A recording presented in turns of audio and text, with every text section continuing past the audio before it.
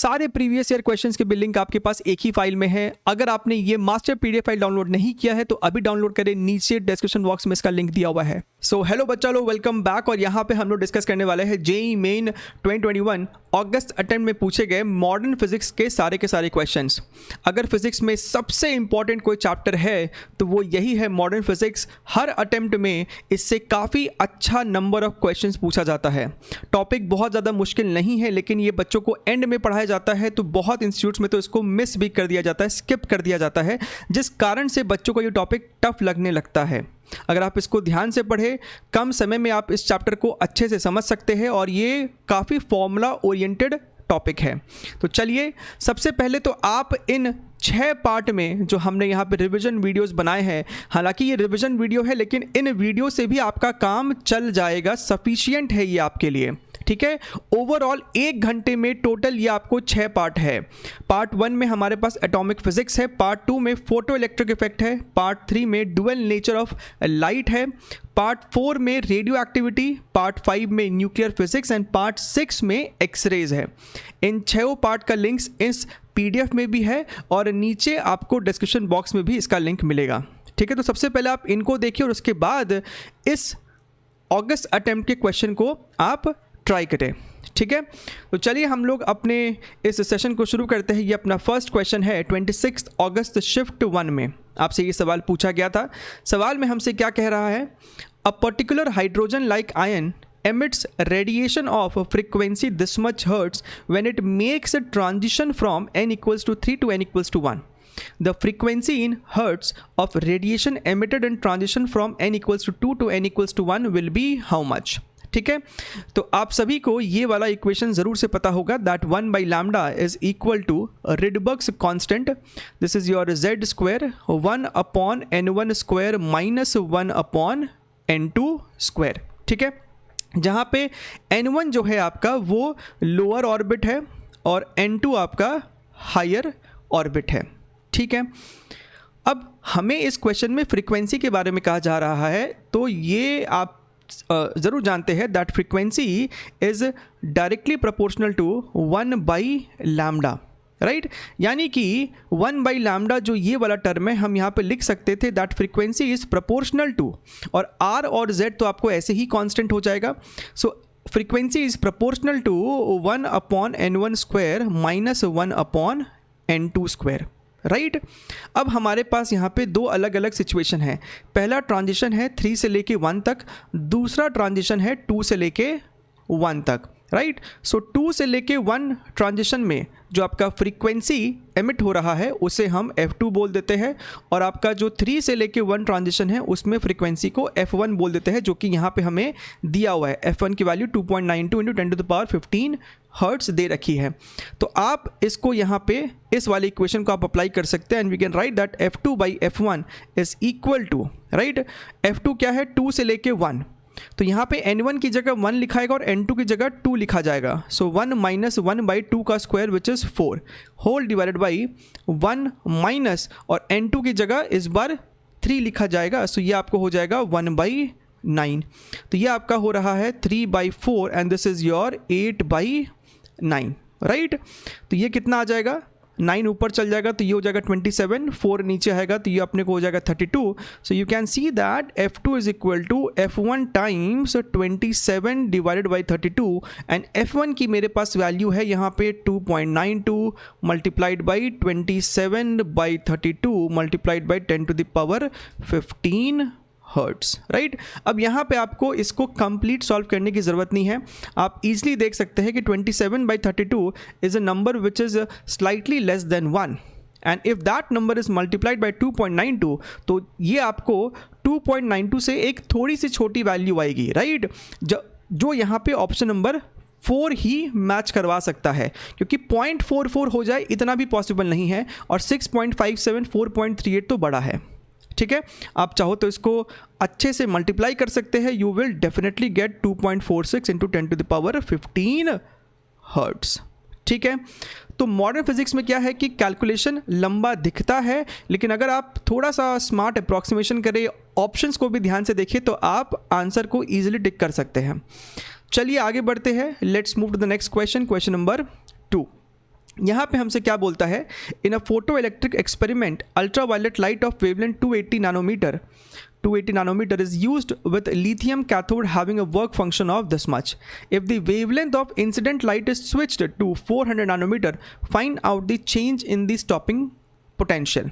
ठीक है, अच्छा अब यहाँ पे आप ध्यान से देखिए, आपका जो इंसिडेंट एनर्जी होता है E is equal to work function plus kinetic energy maximum, right. ये वो मैक्सिमम काइनेटिक एनर्जी है जिसके साथ इलेक्ट्रॉन बाहर निकलता है। लेकिन अगर आप चाहते हैं कि वो इलेक्ट्रॉन का एनर्जी ज़ीरो हो जाए तो आप रिवर्स डायरेक्शन में एक पोटेंशियल लगाते हो and that is called your stopping potential. और वो स्टॉपिंग पोटेंशियल की जो एनर्जी है that is equal to K E maximum, this is equal to E V S. तो हमें इस क्वेश्चन में ये वाले इक्वेशन को यूज़ करना है, ठीक है। हालांकि हमने ये अपने नोट्स में भी डिस्कस किया हुआ है, बढ़िया है। यहाँ पे एनर्जी जो है वो भी हमें इलेक्ट्रॉन वोल्ट में लिखना होगा, फाई आपका इलेक्ट्रॉन वोल्ट में ऑलरेडी दिया हुआ है।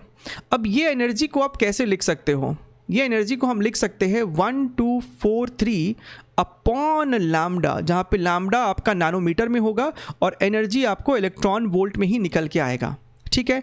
अब यहाँ पे कैलकुलेशन के लिए हम 1243 का इस्तेमाल ना करके हम सिंपली 1240 का यूज़ कर लेते हैं, 1240 का यूज़ कर लेते हैं, right. So let us put these values. तो पहला कंडीशन क्या है कि वेवलेंथ आपका 280 नैनोमीटर है, तो हम यहाँ पे क्या लिखेंगे, I will write 1240 divided by 280 is equal to 5 की वैल्यू पुट करने की ज़रूरत है नहीं, प्लस ई वी एस, तो ये लिख देते हैं VS1। ये हो गया अपना इक्वेशन नंबर 1, ठीक है। अब यहाँ पे आप एक और बात ध्यान दीजिएगा कि ये जो आपको 1240.280 है ये भी आपको इलेक्ट्रॉन वोल्ट में है, 5 भी आपको इलेक्ट्रॉन वोल्ट में है। तो आप LHS और RHS से E की वैल्यू को कट कर सकते हैं। E is basically 1.6 into 10⁻19। समझ में आ रहा है। यहाँ पे भी आपको यूनिट जो है इलेक्ट्रॉन वोल्ट में है, ये भी आपको इलेक्ट्रॉन वोल्ट में था, तो आप E की वैल्यू को जो है वो कट कर सकते हैं, ठीक है। तो वो बाद में हम लोग देख लेंगे। दूसरा जो वेवलेंथ है वो है अपना 400 नैनोमीटर। सो 1240 डिवाइडेड बाई, अगर आपका वेवलेंथ 400 नैनोमीटर है तब मान लेते हैं स्टॉपिंग पोटेंशियल लगा है VS2। This is your equation number 2। अब हम इन दोनों इक्वेशन को सिंपली सब्ट्रैक्ट कर लेंगे। सो हमारे पास क्या आ रहा है, 1240 ब्रैकेट में 1/280 माइनस 1/400, राइट। ये वैल्यू आपको इलेक्ट्रॉन वोल्ट में है। This is equal to E VS1 minus VS2, ठीक है। तो ये इलेक्ट्रॉन तो यहाँ से हटाई डालो, बढ़िया है। अब हमें सिर्फ इस LHS को सॉल्व करना है, तो ये ज़ीरो भी आप यहाँ से हटा सकते हैं। अगर आप ध्यान से देखें तो ये आपको है 47, let me take some other colour, this is your 47, this is your 410, और ये हो जाएगा आपको 4, 3 and 1।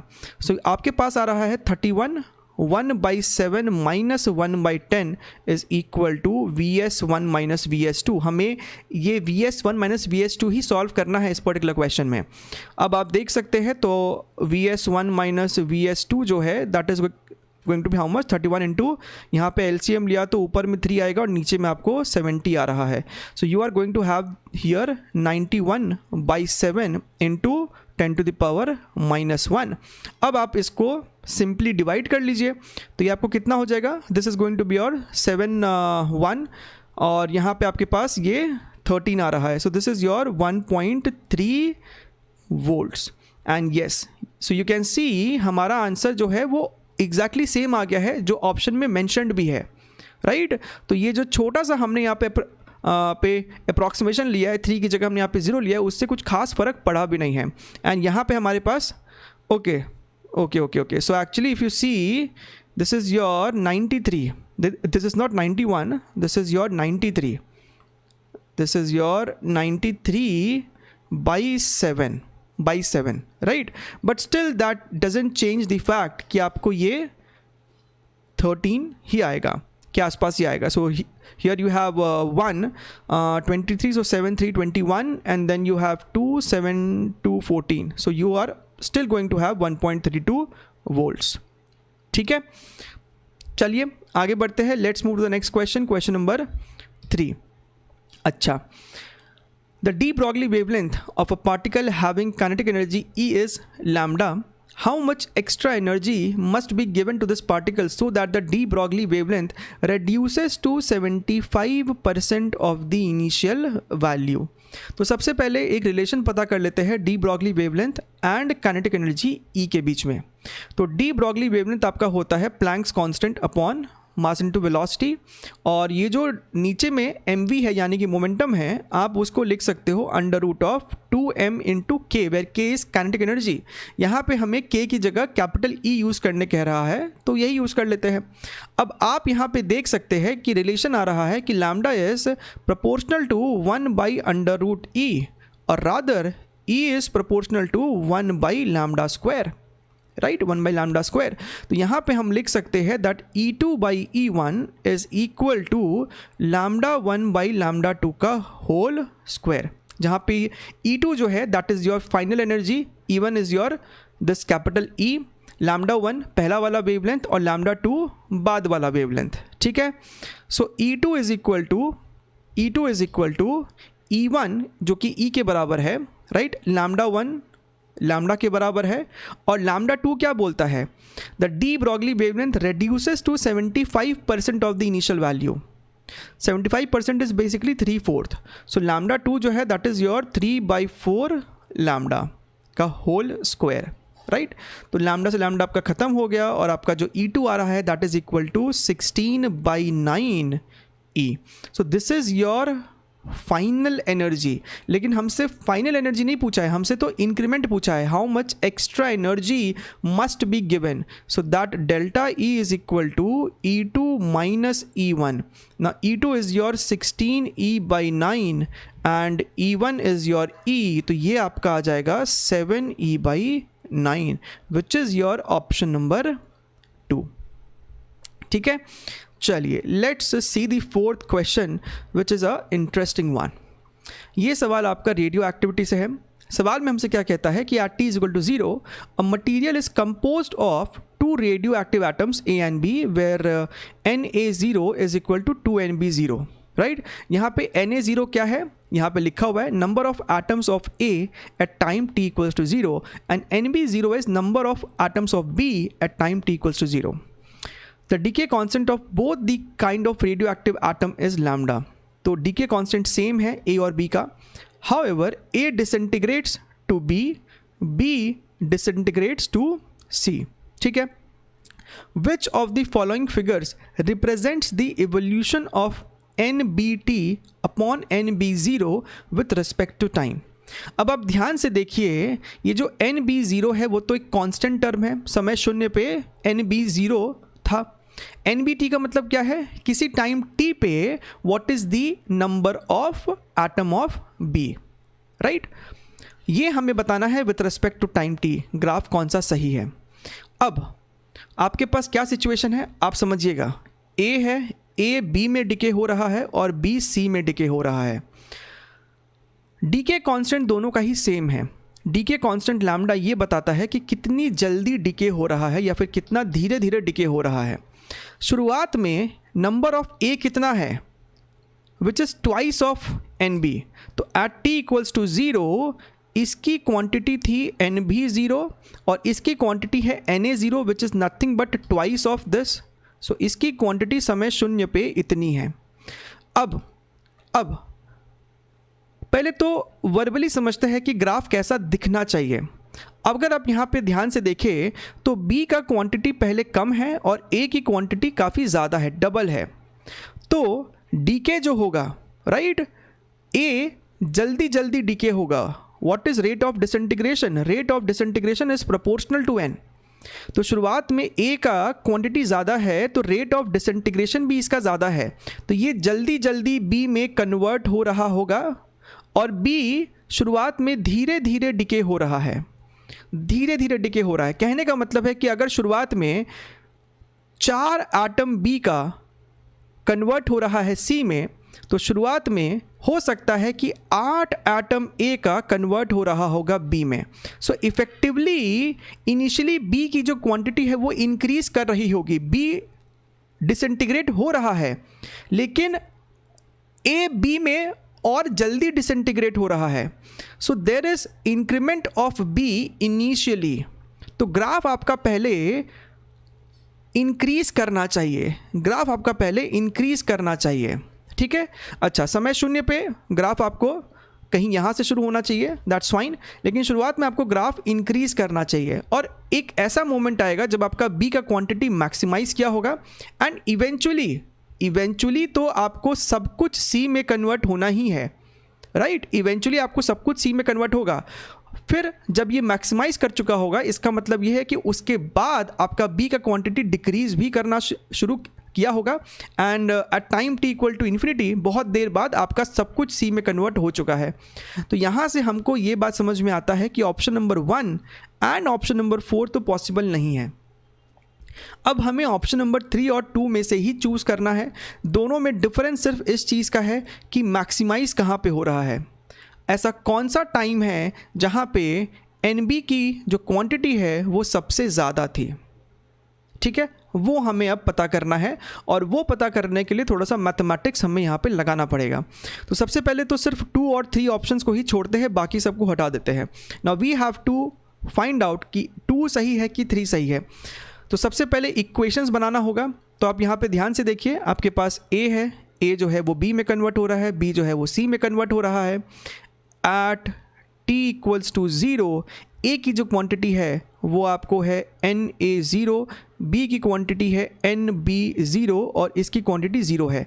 किसी टाइम t पे, किसी जनरल टाइम t पे हो सकता है कि A की क्वांटिटी है Na, B की क्वांटिटी है Nb और C की क्वांटिटी है Nc। फिलहाल हमें C में तो कोई इंटरेस्ट है ही नहीं, हमें सिर्फ A और B में इंटरेस्ट है। अच्छा, अब ध्यान से देखिएगा, हम लोग जो अभी इक्वेशन बनाएंगे वो सिर्फ इस फॉरवर्ड ग्राफ के लिए बनाएंगे, यानी कि जब B की क्वांटिटी इंक्रीज कर रही थी, जब आपको B एक्यूमुलेट कर रहा था, right. So we are going to write dNb by dt, dNb by dt is equal to how much, is equal to how much? That is equal to activity of A, lambda into Na। ये बताता है कि आपको what is the activity of A। यहाँ से हमको क्या मिल रहा है कि कितना ये इसमें कन्वर्ट हो रहा है, राइट, और इसमें से B में से कितना जा रहा है। तो अगर कुछ B में से जा रहा है तो minus lambda N into B, ठीक है। Lambda N is what? This is your rate of disintegration of A and lambda NB is rate of disintegration of B, right? तो overall accumulation कितना हो रहा होगा? This much, ठीक है। अब देखिएगा, अब देखिए, so हम इसे यहाँ पे क्या लिख सकते हैं? This is your dNb upon dt is equal to lambda, और Na को हम क्या लिख सकते हैं? हमारे पास ऑलरेडी इक्वेशन है, Na can be written as Na0 Na0 e to the power minus lambda T minus lambda NB, ठीक है। लेकिन हमको ऑलरेडी दिया हुआ है कि Na0 जो है वो आपको ट्वाइस ऑफ Nb0 है, तो उसको भी यहाँ पे लगाइए। यहाँ पे थोड़ा सा रिगरस मैथमेटिक्स है, हमें बेसिकली एक जनरल इक्वेशन पता करना होगा NB का। So dNb by dt is equal to lambda twice of Nb0 e to the power minus lambda T, और यहाँ पे आपके पास माइनस लैम्डा NB है, ठीक है। अब अगर हम लोग इसको थोड़ा सा रीअरेंज करें, ध्यान से देखिएगा किस तरीके से हम लोग इसको रीअरेंज कर रहे हैं। इस वाले टर्म को हम लोग पहले तो लेफ़्ट साइड ले आते हैं, तो ये आपको हो जाएगा dNb by dt plus lambda N into B is equal to, यहाँ पे आपके पास है 2 lambda NB0 e to the power minus lambda T. अब ये जो आपको e to the power minus lambda T है, इसको भी हम लोग लेफ़्ट साइड लेके चले जाते हैं, राइट। तो लेफ़्ट साइड आने के बाद क्या हो जाएगा, ये आपको हो जाएगा simply e to the power plus lambda T, right. अब ये जो इक्वेशन है बेसिकली आपको ये लीनियर डिफरेंशियल इक्वेशन है, और इसको मैथमेटिक्स में आपको सॉल्व करना सिखाया जाता है। फिजिक्स में बहुत रेयरली इतना रिगरस इंटीग्रेशन का यूज़ पड़ता है, लेकिन यहाँ पे आपको एक स्पेशल सिचुएशन बन रहा है। इस चीज़ को हम लोग बेसिकली इस तरीके से लिख सकते थे d बाई dt, और यहाँ पे हम लोग लिख सकते थे इसको e to the power lambda T n into NB। आप इस पूरे चीज़ को इस तरीके से लिख सकते थे, आप चाहो तो उसको क्रॉस चेक कर सकते हो। Try differentiating this one and you will get exactly this thing. This is equal to 2 lambda N B zero. अब हमें इस चीज़ को इंटीग्रेट करना होगा, तो क्रॉस मल्टीप्लाई करके इंटीग्रेट करते हैं। ये आपको है D E to the power lambda T N B, right. Integral is equal to 2 lambda N B zero, this is your D T integration. Limits की बात करते हैं। समय शून्य पे अगर t की वैल्यू 0 है तो यहाँ पे लिमिट क्या होगा, इसके वजह से। तो जब t की वैल्यू 0 है तो ये वाली टर्म कितनी हो जाएगी, यहाँ पे t को 0 पुट करो तो ये तो 1 हो जाएगा। एंड समय शून्य पे nb की वैल्यू कितनी थी, nb 0, तो ये आपको हो जाएगा nb 0। और किसी जनरल टाइम t पे ये आपको सिंपली हो जाएगा e lambda t N B, ठीक है ना। इम्प्लाइज ये आपको कितना आ जाएगा, this is going to be E lambda T N B minus N B zero is equal to, this is your 2 lambda N B zero time T, ठीक है। अच्छा, हमें सिर्फ एन बी चाहिए LHS में, तो आप देख सकते हैं आपका जो एन बी आने वाला है, this is going to be how much, this is going to be E to the power minus lambda T N B zero bracket 1 plus 2 lambda T. ये मेरा बन गया है एक जनरल इक्वेशन एन बी का, राइट। अब हमें पता करना है कि कौन सा वो वैल्यू है t का जिसके लिए इस एन बी की वैल्यू मैक्सिमम है। तो आप इसको t के रेस्पेक्ट में डिफरेंशिएट करके 0 के बराबर कर देंगे इस RHS को। अब यहाँ पे एन बी ज़ीरो जो है वो आपको एक कांस्टेंट टर्म है, राइट, वो आपको एक कांस्टेंट टर्म है। So let us do this. ये ऊपर का थोड़ा सा इस चीज़ को हम लोग हटा देते हैं। So what we will do, इसको डिफरेंशिएट करेंगे, एन बी ज़ीरो कॉन्स्टेंट है तो सिर्फ इस वाले टर्म को और इस वाले टर्म को डिफरेंशिएट करेंगे। Apply the product rule, e to the power minus lambda t का डिफरेंशिएशन हो जाएगा minus lambda e to the power minus lambda t 1 plus 2 lambda t plus e to the power minus lambda t को छोड़ दिया और 1 plus 2 lambda t का differentiation हो जाएगा आपको how much, 2 lambda is equal to 0। अब यहाँ पे e to the power minus lambda t, इसको हटा दीजिए, लैम्डा को बेटा दीजिए। So minus 1 minus 2 lambda t plus 2 equals to 0। और यहाँ से आप देखिए आपको t जो आएगा that is equal to 1/2 lambda. तो आप देख सकते हैं ऑप्शन नंबर 3 जो है वो आपका सही जवाब हो जाएगा। Time t equals to 1/2 lambda पे आपको NB की वैल्यू मैक्सिमाइज की थी, ठीक है, क्लियर। चलिए आगे बढ़ते हैं, let's move to the next question, question number 5। सवाल में हमसे कहता है there are 10 to the power 10 radioactive nuclei in a given radioactive element, its half life is 1 minute यानी कि 60 seconds. How many nuclei will remain after 30 seconds, after 30 seconds, right. So हमारे पास equation होता है n is equal to N naught e to the power minus lambda T, जहाँ पे आप इस लैम्डा को लिख सकते थे simply log 2 divided by half life, right. अब यहाँ पे हमें सिर्फ वैल्यूज़ को सब्स्टिट्यूट करना है। हमें कैपिटल N चाहिए, एन नॉट की वैल्यू हमें 10 टू द पावर 10 दे रखा है, e to the power minus lambda log 2 multiplied by, right, t by half life. Now t is your 30 seconds, right, t is your 30 seconds and half life is 60 seconds. तो ये आपको basically आ जाएगा 1/2। अब यहाँ पे आप log का property को भी यूज़ कर ले थोड़ा सा, e to the power minus, यहाँ पे आपको बेसिकली ये माइनस हाफ है, ये हाफ को इधर ले आओ, माइनस हाफ है, दिस इज योर log 2। तो आप इस माइनस हाफ को अंदर लेके जा सकते थे, तो अंदर लेके जाओगे तो आप इसको लिख सकते हो log 1/√2। और यहाँ पे ऑलरेडी आपका बेस e है, तो अगर आपने log का प्रॉपर्टी लगाया तो ये आपको सिंपली हो जाएगा 1/√2 एंड 1/√2 इज 0.707। तो आप सिर्फ 0.7 फिलहाल ले लीजिए। So 0.7 into 10 to the power 10 यानी कि 7 into 10 to the power 9, which makes your option number 2 as correct answer, ठीक है। चलिए let's move to the next question, question number 6। ये आपको एक थ्योरेटिकल क्वेश्चन है। In a photo electric experiment increasing the intensity of incident light. अब आपके पास यहाँ पे कोई एक प्लेट वेट कुछ है और ये आपका हो गया incident light, right. Now what do you mean by increasing the intensity, increasing the intensity. तो आप जब इंटेंसिटी इंक्रीज कर रहे हो so basically number of photons जो इस प्लेट से अब टकराने वाला है आप उसकी फ्रीक्वेंसी बढ़ा रहे हो, नॉट दिस फ्रीक्वेंसी, लेकिन कितना नंबर ऑफ फोटोन टकराने वाला है। व्हेन आई से इंटेंसिटी आपने बढ़ाया है, that means number of photons colliding increases, right. आप उसकी एनर्जी नहीं बढ़ा रहे हो, आप फोटोन की एनर्जी नहीं बढ़ाने वाले हो, ये बात समझिएगा। अच्छा है, तो ऑप्शन नंबर 1 क्या कहता है, increases the number of photons incident, सही बात है, and also increases the kinetic energy of the ejected electron. ये थोड़ा सा गड़बड़ बात है यहाँ पे, क्योंकि इलेक्ट्रॉन जो आपको निकल रहा है मान लीजिए किसी एनर्जी के से, तो इक्वेशन क्या होता है, इसकी फ्रीक्वेंसी मान लीजिए म्यू है, so h into mu is equal to work function plus K. So K is h nu minus work function same है। आप इंसिडेंट लाइट की फ्रीक्वेंसी नहीं चेंज कर रहे हो, आप नंबर ऑफ फोटॉन्स की क्वांटिटी चेंज कर रहे हो, तो फ्रीक्वेंसी तो भैया वही था, तो काइनेटिक एनर्जी भी सेम रहने वाला है। ऑप्शन नंबर अगर आप 4 देखें, increases the number of photons incident, सही बात है, and the kinetic energy of the ejected electron remains unchanged, तो 4th जो है वही आपको सही है। ठीक है, चलिए, so that was a theoretical question, या फिर आप उसको कॉन्सेप्चुअल बोल सकते हैं। अब ये सवाल सिमिलर आपको पहले भी आ चुका है। A monochromatic neon lamp with a wavelength of this much illuminates a photosensitive material which has a stopping voltage of 0.48 volt. What will be the stopping voltage if the source light is changed with another source of wavelength this much? Right?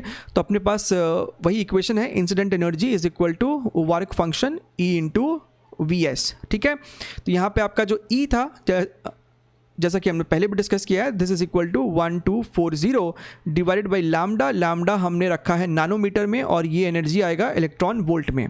Clear है, तो पहला equation जो हमारे पास बन सकता है वो 670.5 nanometre को लेके बनेगा, यानी कि 1240 divided by 670.5 is equal to work function plus E multiplied by, और हमें स्टॉपिंग पोटेंशियल भी दिया हुआ है 0.48, इक्वेशन नंबर 1। ना सेकेंड सिचुएशन में हमने लैम्डा को चेंज कर दिया है, अब आपका लैम्डा जो है that is your 474.6 is equal to work function plus E into stopping potential, जो कि हमें सॉल्व करना है। राइट, अब आप यहाँ पे equation number 2 minus equation number 1 कर दीजिए, तो आप देख सकते हैं ये आपको आएगा 1240, ब्रैकेट में आपके पास आने वाला है 474.6 माइनस 1 डिवाइडेड बाई 670.5, राइट।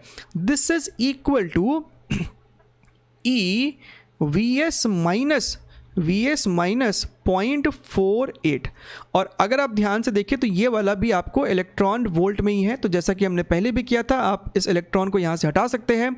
सो आपके पास यहाँ पे VS की वैल्यू कितनी हो जाएगी, so VS is equal to your 0.48, इसे हमने लेफ्ट साइड ला के ऐड कर दिया है, plus 1240 bracket 1 divided by 474.6 minus 670.5। अब आपको इसको बस सॉल्व करना है, जैसा कि मैंने पहले भी कहा है, स्लाइड अप्रॉक्सीमेशन ले लेके आप सॉल्व कर सकते हैं। आपको रिजल्ट आने वाला है 1.25 वोल्ट के आसपास। So option number 2 is going to be your correct answer. ठीक है, चलिए let's move to the next question, question number 8। सवाल में हमसे क्या कह रहा है, X different wavelength may be observed in the spectrum from a hydrogen sample if the atoms are excited to states with principal quantum number n is equal to 6। तो इसका direct formula है that x is equal to n into n minus 1 divided by 2। Even ये हमारे notes में भी mentioned है, n की value 6 है, सो 6 इंटू ये 6 minus 1 5 डिवाइड बाई 2 यानी कि 15। So the answer is going to be your 15। ठीक है, ओके। सो क्वेश्चन नंबर 9 में हमसे क्या कह रहा है, हालांकि ये सवाल हमने ऑलरेडी कर लिया है, यहाँ पे आपको कुछ न्यूमेरिकल नहीं करना है, बस आपको एनालाइज करना है। A sample of radio active nucleus A disintegrates to another nucleus B which in turn disintegrates to some other stable nucleus C. Plot of graph showing the variation of number of atoms of nucleus B versus time S.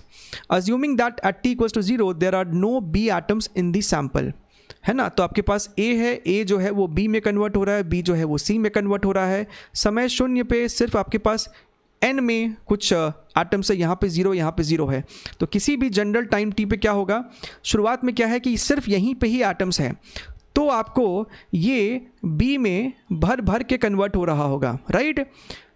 लेकिन B में जब थोड़ा सा ये convert होके आया है तो थोड़े से टाइम में बी में कम एटम्स होंगे और यहाँ पे अभी भी ज़्यादा होंगे, तो बी आपको धीरे धीरे डिसइंटीग्रेट कर रहा होगा, right. So initially quantity of B must be increasing, quantity of B must be increasing, but eventually सब कुछ सी में कन्वर्ट होना ही है, तो एक ऐसा टाइम आएगा कि बी आपको मैक्सिमाइज हुआ होगा और फिर वो आपको डिक्रीज करना चालू कर देगा, राइट। तो ऑप्शन नंबर 2 जो है वही आपको यहाँ पे बेस्ट सूटेड ग्राफ है, ठीक है। अब कोई पूछ सकता है कि सर ऑप्शन नंबर 4 क्यों नहीं हो सकता है, क्योंकि बच्चा ये जो है यहाँ पे आपको ये लीनियर दिखाया जा रहा है, जो कि पॉसिबल नहीं है। यहाँ पे जितना भी आपको ग्राफ बनेगा वो उसके इक्वेशन में आपको एक्सपोनेंट का टर्म आना ही आना है, ठीक है। चलिए, so let's see the next question, question number 10। सवाल में हमसे क्या कहता है, a moving proton and electron have the same de Broglie wavelength. So आपको जो डी ब्रॉगली वेवलेंथ होता है that is Planck's constant upon m into v. तो अगर आपका de Broglie wavelength of proton is same as electron, तो हम कह सकते हैं कि मोमेंटम जो होगा वो भी सेम होगा। Momentum of proton must be equal to momentum of electron. इसका मतलब ये ऑप्शन तो पॉसिबल नहीं है। अच्छा, अब काइनेटिक एनर्जी जो आपको होता है दैट इज मोमेंटम का स्क्वायर अपॉन 2 इंटू एम। तो अगर दोनों का मोमेंटम सेम है यानी kinetic energy is inversely proportional to mass. अब इलेक्ट्रॉन का जो मास है वो कम होता है प्रोटॉन के मास से, यानी कि kinetic energy of electron is more then kinetic energy of proton. तो इस लिहाज से ऑप्शन नंबर 1 जो है वो सही जवाब है, ठीक है। चलिए, क्वेश्चन नंबर 11 यहाँ पे हमसे क्या कहता है, a free electron of 2.6 electron volt energy collides with a hydrogen plus ion. This results in the formation of a hydrogen atom in the first excited state and a photon is released. तो बताइए उस photon की frequency कितनी है, ठीक है। तो आपके पास एक इलेक्ट्रॉन है जिसकी जो एनर्जी है that is your 2.6 electron volt. ये जाता है आपको एक H प्लस आयन के साथ कोलाइड करता है और जो रिजल्ट बनता है वहाँ पे आपको हाइड्रोजन एटम है in the first excited state. Now in the first excited state what is the energy of the electron, right. अगर आपको याद हो ये ग्राउंड स्टेट है, ये आपको फर्स्ट एक्साइटेड स्टेट है और यहाँ पे एनर्जी होती है -3.4 इलेक्ट्रॉन वोल्ट, ग्राउंड में होता है -13.6। अब आप यहाँ पे देख सकते हैं कि शुरुआत में 2.6 था और बाद में -3.4 है, तो लॉस हुआ है और वो जो लॉस है ना उसी के कारण आपको यहाँ पे एक फोटोन एमिट हुआ होगा, ठीक है। So what is that loss, 2.6, this energy loss is equal to 2.6 minus of -3.4, ये आपको हो जाएगा 6 इलेक्ट्रॉन वोल्ट, ठीक है। तो यही एनर्जी आपको फोटोन की एनर्जी के बराबर होगा। So this energy is equal to h into mu frequency of photon. So frequency is equal to energy by Planck's constant. अब एनर्जी आपको इलेक्ट्रॉन वोल्ट में है, इसे जूल्स में कन्वर्ट किया तो आप इतना लिख सकते हैं, डिवाइडेड बाई प्लैंक्स कांस्टेंट आपको हो जाएगा 6.6 10 टू द पावर -34, ठीक है। अब ये जब आपको ऊपर जाएगा तो ये आपको कितना हो जाएगा, 10 टू द पावर 15 हो जाएगा। तो आप यहाँ पे देख सकते हैं this is going to be 11, right. So 16/11 times 10 to the power 15 है, जिसे आप 10 to the power 9 multiplied by 10 to the power 6 hertz लिख सकते हैं। हमने ऐसा क्यों किया, क्योंकि चारों ऑप्शन मेगा हर्ट्स में है, यानी कि this is going to be 16/11 into 10 to the power 9 mega hertz. अब ऑप्शन यहाँ पे इतना सिंपल दिया है कि आपको इसको सॉल्व करने की ज़रूरत नहीं है। 10 टू द पावर 9 के ऑर्डर का यहाँ पे एक ही ऑप्शन है विच इज़ ऑप्शन नंबर 3। हालांकि आप जब इसको डिवाइड करोगे तो आपको 1.45 मिलेगा ही मिलेगा। So that is going to be our final result, ठीक है। चलिए, let's see the next question, question number 12। अब ये सवाल यहाँ पे देने का सेंस क्या था पता नहीं, ये आप केमिस्ट्री में पढ़ते हैं, Heisenberg uncertainty principle. Consider 2 separate ideal gases of electrons and protons having the same number of particles. The temperature of both the gases are same. The ratio of uncertainty in determining the position of an electron to that of proton is proportional to what? अब आपको Heisenberg uncertainty principle का जो main ये equation है पता होना चाहिए, delta x यानी कि uncertainty in the measurement of position times delta p should be more than equal to h upon 4 pi, यानी कि डेल्टा x को हम लिख सकते हैं more than equal to h upon 4 pi times uncertainty in the measurement of momentum, right. अब इस situation में क्या होगा कि ये जो आपको डेल्टा पी है ना, वो आपको बराबर होगा एवरेज मोमेंटम से, ठीक है। अब इसके डिटेल में हम लोग नहीं जा रहे हैं, लेकिन आपको ये ध्यान में रखना है कि this uncertainty in the measurement of momentum is same as the average of the momentum, right. और ये मोमेंटम क्या है, आप सिंपली इसको लिख सकते थे √2m into kinetic energy. Now क्योंकि सेम टेम्परेचर पे है गैसेस, तो इनका काइनेटिक एनर्जी भी सेम रहने वाला है। क्योंकि सेम टेम्परेचर पे है तो के भी आपको सेम होगा। आप चाहो तो इसका फॉर्मूला ही लिख लो, this is equal to 2m, और ये आपको हो जाएगा 3/2 बोल्ट्जमैन कांस्टेंट इनटू टेम्परेचर। ये फॉर्मूला क्यों लगाया, क्योंकि आइडियल गैसेस हमको बोला जा रहा है, ठीक है। सो 3/2 kBT। सो ये आपको इवेंचुअली कितना बन रहा है, this is your 3m Boltzmann constant into temperature.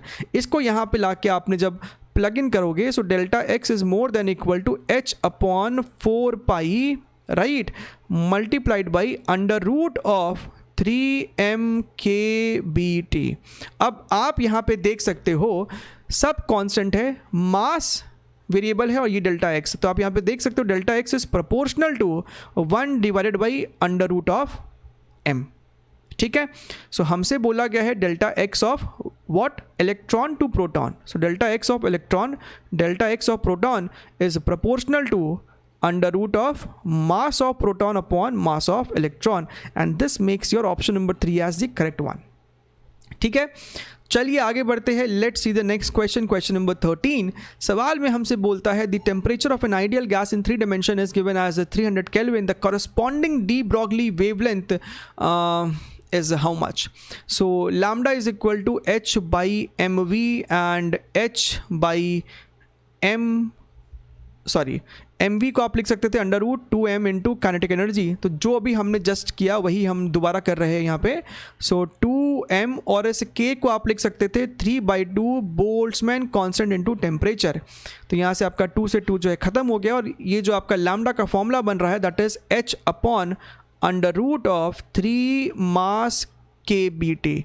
अब यहाँ पे आपको सिर्फ वैल्यूज़ को सब्स्टिट्यूट करना है। Planck's constant is given as 6.6 into 10⁻³ divided by √3 into mass is equal to 9 into 10⁻³ multiplied by Boltzmann constant which is your 1.38 times 10⁻23 times temperature is your 300 kelvin, ठीक है। अब यहाँ पे अगर आप ध्यान से देखें, ये आपका 10⁻³ है, 10⁻23 है, यानी कि ये आपको हो जाएगा 10⁻54। आप इसको जब बाहर निकालोगे तो 10⁻27 बनेगा, और उसे जब ऊपर लेके जाओगे तो 10⁻+27 बनेगा, ठीक है। अब यहाँ पे 3 × 9 27, 27 × 3 81, और यहाँ पे 100 है यानी 8100। तो जब आप 8100 को बाहर निकालोगे तो वो 90 बन जाएगा। सो यहाँ पे आपके पास क्या बच रहा है, ध्यान से देखिए अगर हम लोग। So what do we have here, 6.6 divided by 9 multiplied by, ये आपका हो जाएगा 10⁻⁻7, एक जीरो ऊपर भी जाएगा, सो 10⁻⁻8, और डिनोमिनेटर में हमारे पास अंडर रूट में अभी भी 1.38 है। अब हमें नैनोमीटर्स क्रिएट करना है, ये अभी आपको मीटर है। सो हम क्या करेंगे, हम इसको लिख सकते हैं 66/9, यहाँ पे आपके पास 1.38 तो है ही, राइट। तो ये आपको बेसिकली नैनोमीटर में कन्वर्ट हो जाएगा, ये आपको 10⁻⁹ बनेगा। So this has become your nanometer, right. So this is your 33, this is your 22. So what do we have here? 22/3 is how much? 37.3. So 7.3 हमारे पास यहाँ पे अभी दिख रहा है, ठीक है, डिवाइडेड बाई 1.38। अब आप समझिए चारों ऑप्शन आप देख सकते हैं काफ़ी दूर दूर है। सो 1.38 को आप अप्रॉक्सीमेट कर लो ना, 1.2 का स्क्वायर होता है 1.44, तो आसपास ही है। तो मान लीजिए कि 1.2 है, just approximating. Now 7.3 divided by 1.2 definitely 6 से तो बड़ा है, तो आंसर आपको 6 के आसपास होना चाहिए, और सिर्फ एक ही ऑप्शन आसपास है, ऑप्शन नंबर 1, ठीक है। अगर आप इसको प्रिसाइसली सॉल्व करते तो आपको एग्जैक्ट आंसर आ जाता। हमने काफ़ी अप्रॉक्सीमेशन किया है, but still we have manage to get the right answer, ठीक है, चलिए आगे बढ़ते हैं. Let's see the last question of this session. The question is the half life period of a radioactive element X is the same as the mean life time of another radioactive element Y. तो आपके पास X और Y है, हमसे कहता है X का जो half life है, X का जो हाफ लाइफ है that is same as the mean life time which is tau of Y, right? अब हाफ लाइफ क्या होता है? that is your, अगर आपको ध्यान में हो, that this lambda is your log 2 upon half life, यानी हाफ लाइफ आपको कितना हो जाएगा? log 2 divided by decay constant of x is equal to, and tau y आपको होता है 1 by decay constant of y. तो आप देख सकते हैं lambda y into log 2 is equal to lambda x, right. Now what is your log 2? ये आपको होता है 0.693, ये आपको हो जाएगा लैम्डा x. तो आप यहाँ पे देख सकते हैं क्लियरली, यहाँ पे दिखाई दे रहा है कि लैम्डा x जो है that is 0.693 times lambda y, यानी कि लैम्डा y जो है वो आपको बड़ा है लैम्डा x से. Decay constant of y is more, यानी कि y will decay faster than x. Clear है एकदम? चलिए, so that's all from my side. I really hope that you have understood this and you have realise the importance of this particular topic, right. So ज़रूर से channel को subscribe कीजिए, hit that bell icon so you don't miss any of the latest updates, and like the video. We shall be meeting up in more such videos. अब तक take care and bye bye.